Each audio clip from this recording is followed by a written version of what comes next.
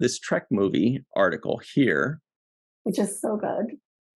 They just do write really good stuff. Article. Writers Guild reaches tentative deal to end strike. Some Star Trek work could begin again soon. And everybody at home, I'm sorry that it took us this long to say the words Star Trek. They're like, that's what we want to hear. Some Star Trek work could begin again soon. That's the point of all this. Look at this. Engage writers in equitable contracts. Okay. So it reads, Hollywood may soon be getting back to work, starting with the writers.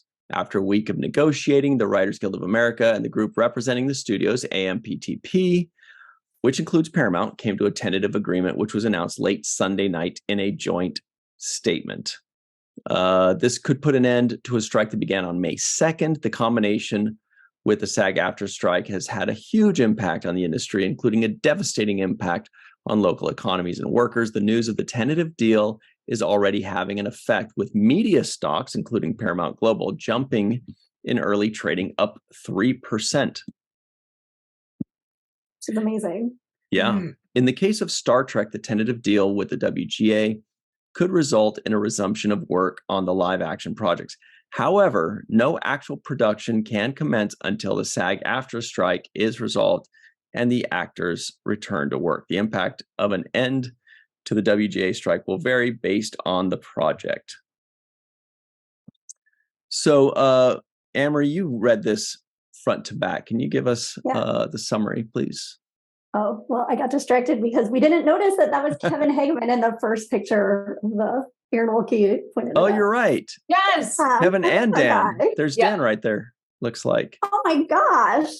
Well, and then Julie Benson is, one of the Bensons is in the next picture, too. Nice. There she is. Prodigy writer Julie Benson at United We Trek.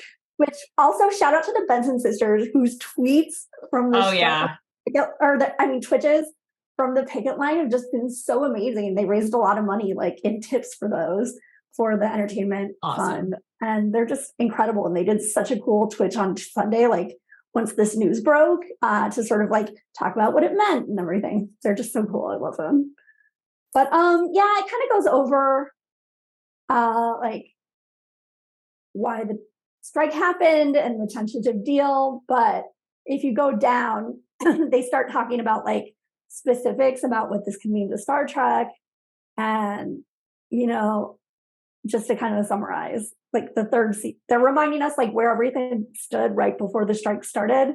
So obviously they start with Strange New Worlds, which famously was supposed to start shooting like the day after the strike broke. And then they just have like the Discovery, like they basically have a paragraph on everything. And pictures of people in different shows as we like go through the article, and like quotes that people have said throughout the strike. It's just a really inclusive summary of everything. So they also go on to Discovery and how like I don't think Discovery's timeline was going to be affected anyway because they had already like shot those extra scenes. That's Akiva Goldsman. Yeah. Well, and it was also talking about Strange New Worlds and how most of the writing for it has been finished, it is complete, and a lot of the pre-production stuff has been completed as well. So they're looking forward to getting back to work on that as well. As soon as the SAG strike is finished, they can probably go straight into production in Toronto. And then they covered like Starfleet Academy, and like, I mean, we still don't have that much news about that, but like, especially as writer, I'm not sure, since Tawny Newsom's on the writing staff, I'm not really sure like exactly what that means for that or where they stand in their development. But they are like Lower Decks, obviously season 5 got renewed and they're working on that already. And Prodigy, we already know where it stands, and we'll be talking about Prodigy a little bit more, but there's also some things that like fall under tags, so it's a little bit complicated. Let's jump. Just nice Section 30. Yeah, and Section 31 looks like if the SAG strike ends too, will go into production in the fall. Exactly. I wanted to bring that up. Well, so that was the one that had like a couple weeks ago, they had put out this in the like whatever trade thing saying that October 23rd is when like tentatively Toronto, it would start shooting in Toronto. Wow, so we really? Remember we like saw that weird tweet thing of somebody like stocking a trade magazine about Toronto filming. Oh, yes. Where it said Station 31 instead of Section 31. Yes. Yes, that's right. We stalked the code names. stalkers. Yeah, exactly.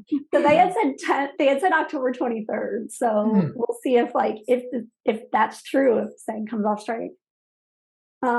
Chris Fisher, hang on one second. Chris Fisher told Trek Movie he doesn't see any issues with both working in parallel. That's Discovery. Oh, because of the AR wall that they all share. But Discovery. Discovery already finished. Oh, no. Okay. So we're talking about Strange New Worlds and Section 31.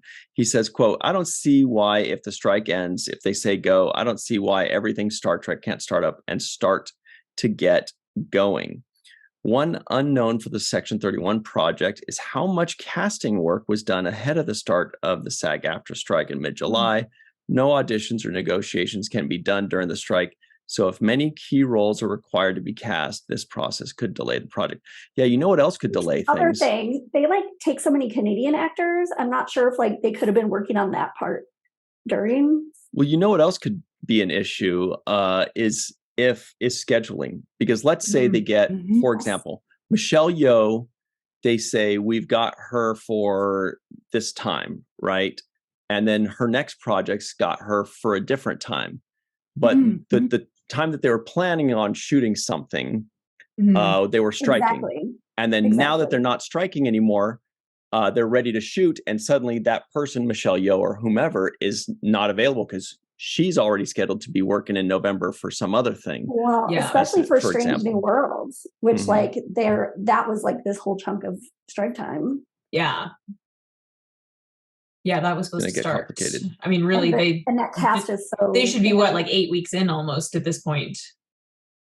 For Strange New Worlds, I think they're supposed to start filming May. It was August. I had a friend who was on the interesting. Who's on the technical end of things, and he said it was August. He was supposed to be going in. Then that was back in the spring. Maybe post, because like the actors were already moving up there in May. So interesting. So let's also get the last bit on Starfleet Academy, because we all kind of know what's going on with Lower Decks as well. And Discovery, I'm sure we all understand what's happening there, that they're just in post-production. Hopefully they're still going to be January, February, March of next year for season 5 of Discovery. So it says, Starfleet Academy, the 4th live action project that can recommence work, would be the planned Star Trek Starfleet Academy series. When the strike began, the writers' room was still at work crafting scripts for the first season, and that work would be able to resume. With co-showrunners Alex Kurtzman and Noga Landau no longer on strike, other pre-production work could also commence, but casting would have to wait until after SAG-AFTRA, of course. Originally, this show was planned to begin production in early 2024, but it's unclear how much an almost 5-month WGA strike has set the team back. Yeah. I just like when they say commence. Commence. I think this article also mentions the New York Comic-Con as well, that was and the potential of having the actors and the writers come back if both strikes from both guilds end. Wow. Well, the other thing is that if the writers are back and they could maybe make some more announcements, like as they solidify some things. Yeah. Everybody was like surmising that because of like everything's still be on strike since San Diego Comic-Con, like what announcements could they really make besides when Discovery comes back? Like this has the potential to announce like a legacy or something. Absolutely. That's what it's what's the likelihood? I don't know, but I'm sitting there thinking the second they sign that thing, technically speaking, there's no that they could announce Star Trek Legacy. What makes us say that? Well, because we know if they're on strike, they could not announce Legacy. Yeah. That's all we know. It doesn't mean they can announce or will announce Legacy now, but we just know that they couldn't before. So everything they couldn't do is now a non-zero number as far as we know, right? Yeah. Right. Also, they can have like somebody like Alex Kurtzman at that panel now. Mm-hmm. Yeah. When is New York Comic Con? October. So the Star Trek panel part, I think, is October, whatever that Saturday is. I think 14th or 16th. Okay. 15th, 16th. Yeah. So 3 weeks, basically a little bit more than 3 weeks from now, there could be some major announcements. Could be. We could get updates on Section 31 production, Starfleet Academy production, Discovery release dates, Strange New Worlds production.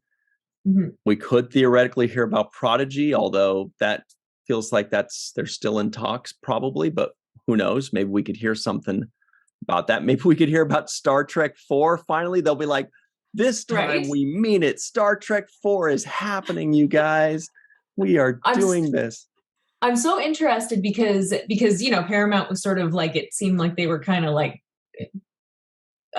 circling the wagons a little bit in the spring, like, and in terms of spending and in terms of, but I wonder where things are now, like whether they're a little more like, oh, we maybe need to,